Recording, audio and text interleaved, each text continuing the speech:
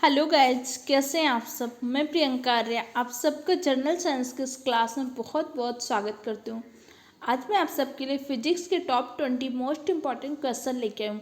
ये क्वेश्चन आपके एग्जाम के लिए बहुत ही हेल्पफुल होंगे और ये जो क्वेश्चन डिस्कस करेंगे हम टॉपिक वाइज करेंगे। तो आज आपको जो फर्स्ट टॉपिक होगा मापक यंत्र व पैमाने, इसके बारे में डिस्कस करेंगे। इसके अलावा हमारे चैनल पे बायोलॉजी की थ्योरी क्लासेज भी चल रही हैं। अगर आपने अभी तक उन क्लासेस को नहीं देखा तो हमारे चैनल के प्लेलिस्ट में जाइए, वहाँ से जाके देख लीजिए। और फिजिक्स में हम क्वेश्चन सीरीज से स्टार्ट कर रहे हैं। इस तरह से बायोलॉजी की जैसे हम थ्योरी क्लासेस कंप्लीट कर लेंगे, उसके बाद हम फिजिक्स की क्लासेस कंप्लीट कर लेंगे थ्योरी वाली। और तब तक के लिए आपको फिजिक्स के टॉपिक वाइज क्वेश्चन सीरीज को डिस्कस करते हैं। इससे आपके काफ़ी सारी चीज़ें आसानी से क्लियर हो सकेंगे। तो चलिए डिस्कस करते हैं हमारा फर्स्ट क्वेश्चन। महासागरों में डूबी हुई वस्तुओं की स्थिति जानने के लिए किस यंत्र का प्रयोग करते हैं। महासागर या समुद्र में डूबी हुई वस्तु की स्थिति जानने के लिए हम सोनार तकनीकी का प्रयोग करते हैं। तो इस क्वेश्चन का राइट आंसर डी। सोनार का फुल फॉर्म क्या होता है। सोनार का फुल फॉर्म को होता है आपका साउंड नेविगेशन एंड रेंजिंग। तो इस क्वेश्चन का राइट आंसर डी है। सोनार में किस प्रकार के तरंगों का प्रयोग करते हैं। तो सोनार में हम कौन सी तरंगों का प्रयोग करते हैं। सोनार में पराश्रव्य तरंगों का प्रयोग करते हैं। तो इस क्वेश्चन का राइट आंसर आपका क्या रहेगा, डी रहेगा। नेक्स्ट क्वेश्चन डिस्कस करते हैं। नेक्स्ट क्वेश्चन करेगा सोनार निम्नलिखित में द्वारा प्रयोग में लाया जाता है। सोनार का प्रयोग किस लिए करते हैं। तो सोनार का प्रयोग करते हैं महासागर या समुद्र में डूबी हुई वस्तुओं की स्थिति जानने के लिए। तो सामान्यतः सोनार का प्रयोग करते हैं नौ संचालकों द्वारा। सोनार में किस प्रकार के तरंगों का प्रयोग करते हैं। तो सोनार में करते हैं पराश्रव्य तरंगों का प्रयोग करते हैं, क्योंकि जब कोई भी पराश्रव्य तरंग होता है उसको समुद्र में भेजते हैं, तो जहाँ पे अगर कोई भी वस्तु स्थित होती है जिसका आपको पता लगाना होता है, तो उससे टकरा के सोनार तरंगे में क्या होता है, जो तरंगे होती हैं प्रतिध्वनि के रूप में वापस लौट आती हैं। जब तरंगे प्रतिध्वनि के रूप में वापस लौट के आती तो पता चल जाता है कि इस स्थान पे कोई भी वस्तु उपस्थित है। तो इस क्वेश्चन का राइट आंसर डी है।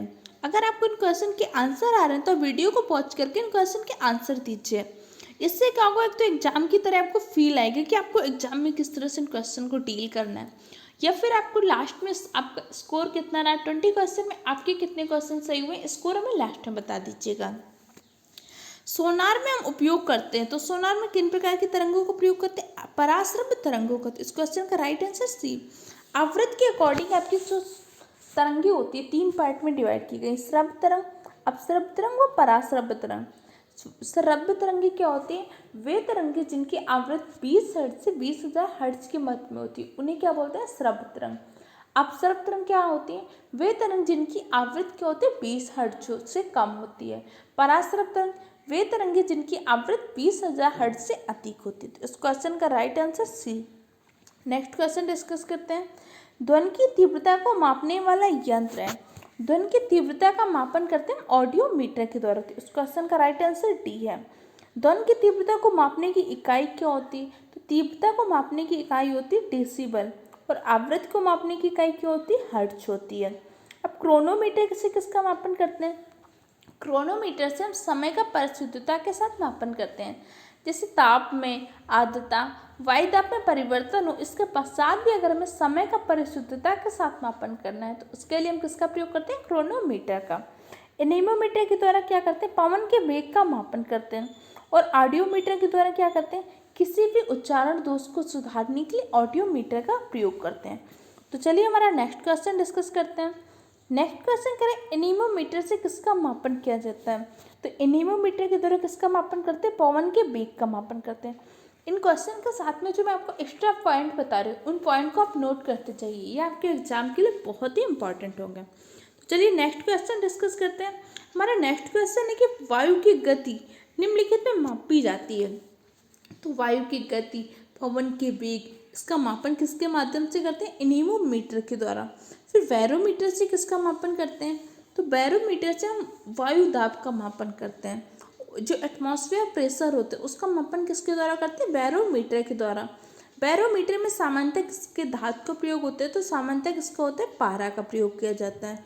तो इस क्वेश्चन का right answer B. Next question discuss करते हैं।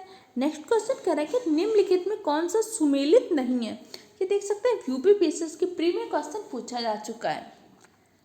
एनीमोमीटर के द्वारा किसका मापन करते हैं, वायु की चाल या पवन के वेग गति, तो आपको सुमेलित है। अमीटर से विद्युत धारा का मापन करते हैं। टैक्योमीटर से दाबांतर का, ये गलत है। टैक्योमीटर के द्वारा हम दाबांतर का मापन नहीं करते हैं।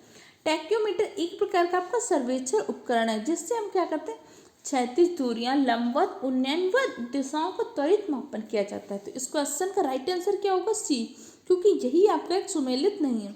पायरोमीटर से हम उच्च ताप का मापन करते हैं। तो क्वेश्चन का राइट आंसर सी है। नेक्स्ट क्वेश्चन डिस्कस करते हैं। पायरोमीटर किसके मापन में प्रयोग किया जाता है? पायरोमीटर तो बहुत ही इंपॉर्टेंट, देख सकते हैं कितने एग्जाम में क्वेश्चन पूछा जा चुका है। तो पायरोमीटर की तरह हम उच्च ताप का मापन करते हैं। तो इस क्वेश्चन का राइट आंसर सी। पायरोमीटर किस नियम पर आधारित होता है? तो पायरोमीटर आपका स्टीफन के नियम पर आधारित होता है। अब स्टीफन का नियम क्या होता है? स्टीफन के नियम के अनुसार उच्च ताप पर किसी वस्तु से उत्सर्जित विकिरण की मात्रा इसके परम ताप के चतुर्थाघात के समानुपाती होते हैं। It's mean E professional T की पावर 4 होता है। यहाँ पे आपका ई क्या है? ई क्या है? किसी भी वस्तु से उत्सर्जित विकिरण की जो मात्रा है वो आपका क्या है? ई है। और टी आपका क्या है? टी आपका परम ताप है। तो ये आपका कौन सा नियम है? स्टीफन के नियम। ई प्रोफेशनल टू टी की पावर 4, ये कौन सा नियम है आपका? स्टीफन का नियम। और पायरोमीटर किसके नियम पर काम करता है? तो पायरोमीटर स्टीफन के नियम पर काम करता है। तो चलिए हमारा नेक्स्ट क्वेश्चन डिस्कस करते हैं। निम्नलिखित संयंत्रों में किसका उपयोग अत्यधिक उच्च ताप के मापन में किया जाता है? अत्यधिक उच्च ताप के मापन में करते हैं पायरोमीटर का प्रयोग। पायरोमीटर में हम 800 डिग्री सेंटीग्रेड से कम ताप का मापन नहीं कर सकते।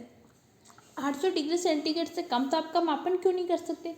क्योंकि पायरोमीटर विकिरण पर आधारित होता है, और विकिरण पर आधारित होता है तो कोई भी वस्तु जो 800 डिग्री सेंटीग्रेड से कम ताप पर होती है वो वस्तु विकिरण का उत्सर्जन नहीं करती, इसलिए उसका मापन भी हम पायरोमीटर के द्वारा नहीं कर सकते। तो इस क्वेश्चन का राइट आंसर ए है। तो चलिए हमारा नेक्स्ट क्वेश्चन डिस्कस करते हैं। नेक्स्ट क्वेश्चन का निम्नलिखित ताप मापियों में से किसे पायरोमीटर कहा जाता है? तो पायरोमीटर में हम किस तरह से मापन करते हैं? विकिरण पर आधारित मापन करते हैं, इसीलिए पायरोमीटर को विकिरण ताप मापी भी कहते हैं। तो इस क्वेश्चन का राइट आंसर आपका बी है। चलिए नेक्स्ट क्वेश्चन डिस्कस करते हैं। नेक्स्ट क्वेश्चन कह रहा है कि वह थर्मोमीटर जो 2000 डिग्री सेंटीग्रेड मापने हेतु उपयुक्त हो। तो 800 डिग्री सेंटीग्रेड से जो अधिक ताप होता है उसके मापन के लिए सामान्यतः पैरोमीटर का प्रयोग करते हैं। तो इस क्वेश्चन का राइट आंसर क्या हो जाएगा? सी, पूर्ण विकिरण पैरोमीटर।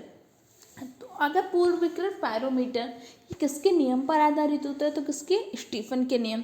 कितने डिग्री सेंटीग्रेड से कम ताप का मापन इसके द्वारा नहीं कर सकते? तो 800 डिग्री सेंटीग्रेड से कम ताप का मापन पायरोमीटर के द्वारा नहीं कर सकते। पायरोमीटर से के द्वारा हम किसका मापन करते हैं? जैसे सूर्य के ताप का।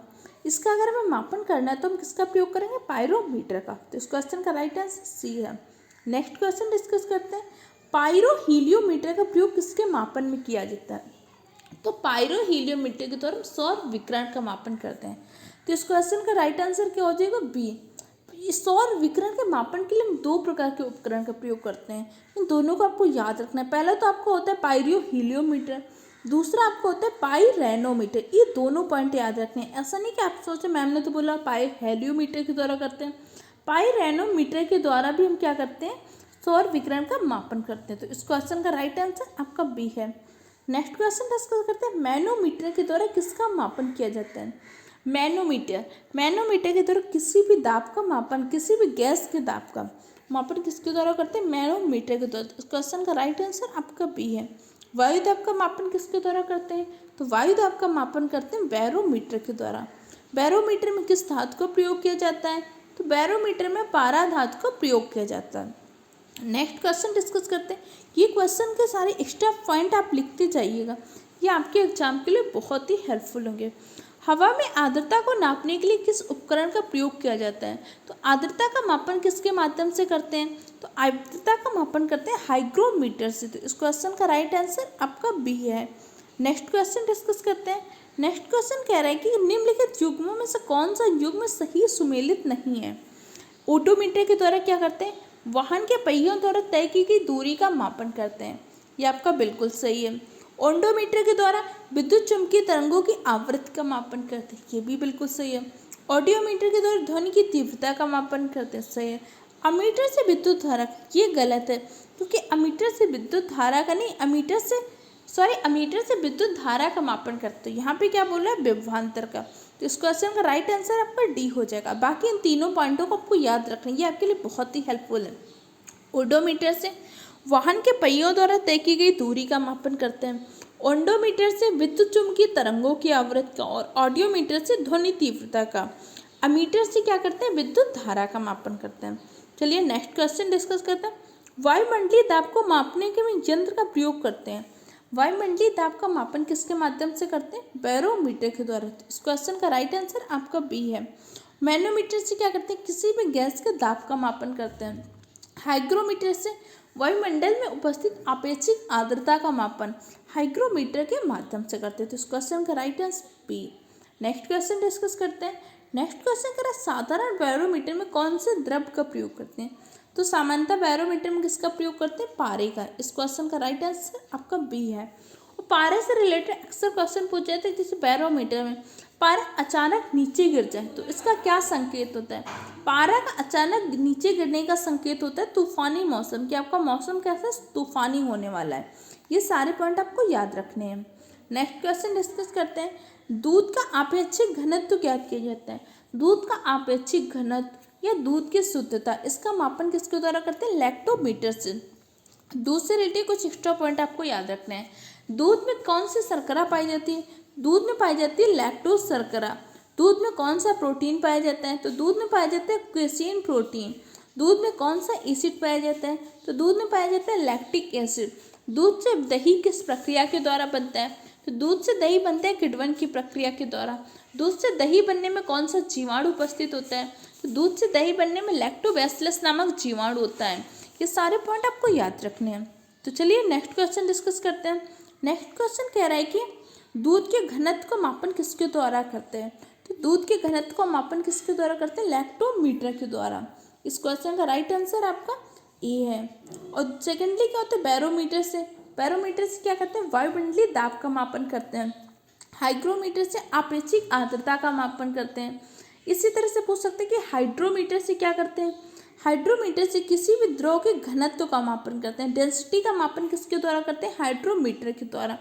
यहाँ से एक पॉइंट और याद रखना है कि कई बार आपसे पूछ सकते हैं दूध में उपस्थित वसा का मापन किसके द्वारा करते हैं। तो दूध में जो उपस्थित वसा होती है उसका मापन हम करते हैं ब्यूटेरोमीटर के द्वारा। ये पॉइंट आपको याद रखना है कि दूध के घनत्व, ये दूध की शुद्धता का मापन करते हैं लैक्टोमीटर से, लेकिन दूध में उपस्थित वसा का मापन किससे करते हैं, ब्यूटेरोमीटर से करते हैं। आज का लास्ट क्वेश्चन डिस्कस करते हैं। वायुमंडल के सापेक्ष आर्द्रता का मापन करते हैं। तो वायुमंडल में उपस्थित सापेक्ष आर्द्रता का मापन किसके द्वारा करते हैं, हाइग्रोमीटर के द्वारा। तो इस क्वेश्चन का राइट आंसर आपका बी है। हाइड्रोमीटर से किसका मापन करते हैं, द्रव में उपस्थित द्रव के घनत्व का मापन करते हैं।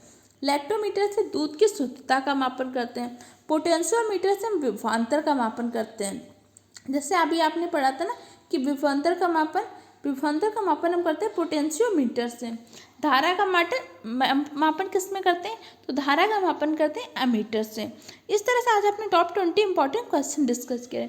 इन क्वेश्चन में आपका स्कोर कितना रहा, आपको सारे में कितने क्वेश्चन आपके सही हुए, ये स्कोर हमें लास्ट में कमेंट बॉक्स में बताइएगा, ठीक है। और इसके साथ में जो मैं एक्स्ट्रा पॉइंट आपको बताएं, इन पॉइंट को जरूर नोट कर लीजिए, ये आपके एग्जाम के लिए बहुत ही हेल्पफुल होंगे। जिस तरह से आप ये पूरी सीरीज को देखेंगे, आप देखेंगे आपके फिजिक्स से बहुत सारे क्वेश्चन ऐसे ही तैयार हो जाएंगे और इन्हीं क्वेश्चन से आपको एग्जाम में क्वेश्चन देखने को मिलेंगे।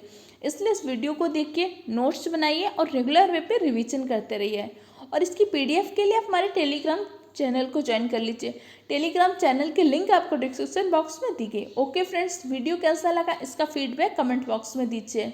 अगर वीडियो हेल्पफुल लगा है तो हमारे चैनल को सब्सक्राइब करें, वीडियो को लाइक करें और अपने दूसरे फ्रेंड के साथ भी शेयर करें। Okay friend, thank you for the watching my video.